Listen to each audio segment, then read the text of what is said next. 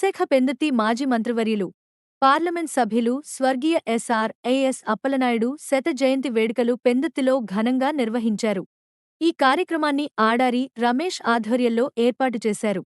ఈ వేడుకలకు ప్రముఖ రాజకీయ నాయకులు, స్థానిక పెద్దలు, అభిమానులు పెద్ద సంఖ్యలో హాజరయ్యారు.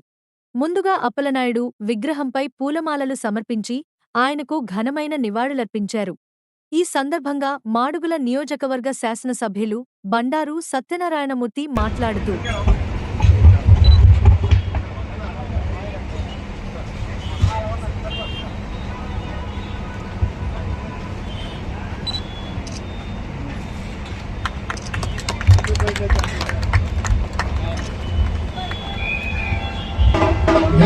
అప్పలనాయుడు గారికి పుట్టినరోజు 100 సంవత్సరాల పుట్టినరోజు కేక్ కటింగ్ మన మాజీ మినిస్టర్ క్లాస్ పెట్టండి.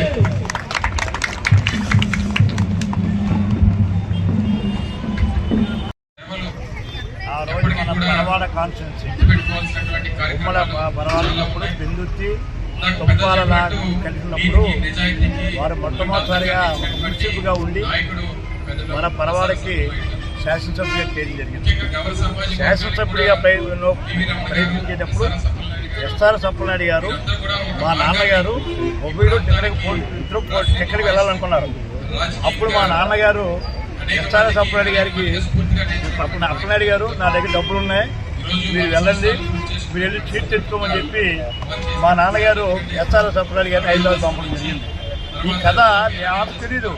ఎస్ అప్పలనాయుడు గారి పుస్తకాన్ని ఆవిష్ తీసుకొని నేను పుస్తకాన్ని ఆవిష్కరించాను. ఆ పుస్తకం వారు రాశారు. ఎస్ అప్పలనాయుడు గారు స్వయంగా చూడు ఎంత మహానుభావుడు. మందార అప్పలనాయుడు గారు ఇలా డబ్బులు ఇచ్చి నన్ను హైదరాబాద్ పంపించారు, ఆ సీట్ తెలుసుకుని ఎమ్మెల్యే అని చెప్పి స్వయంగా ఎస్ ఆత్మకథలో నేను బుక్ చేశాను ఇక్కడ ఆర్ఎస్ఎస్లో.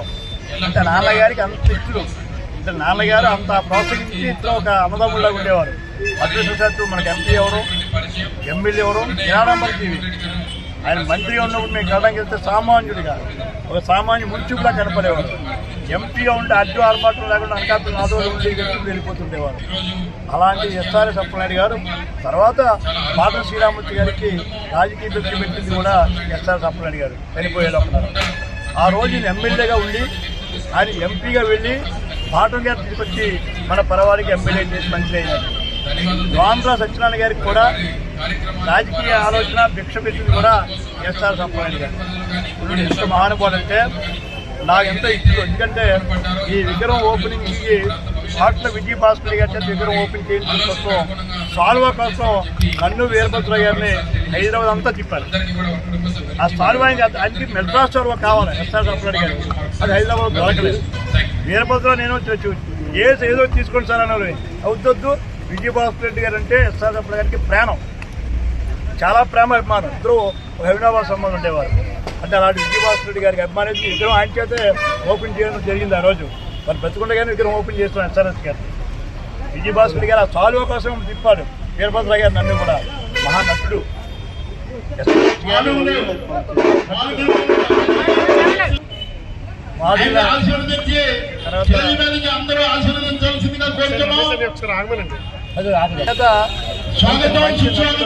ఆయన కృష్ణదేవరాయల పాత్రలో ఆయనకి ఆనేసండి చాలా మంది తెలియదు.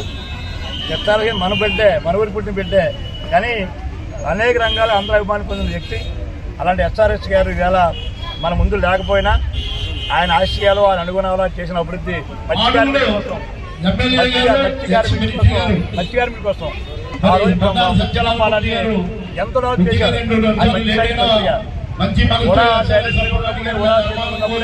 కొన్ని రోజులు అప్పుడు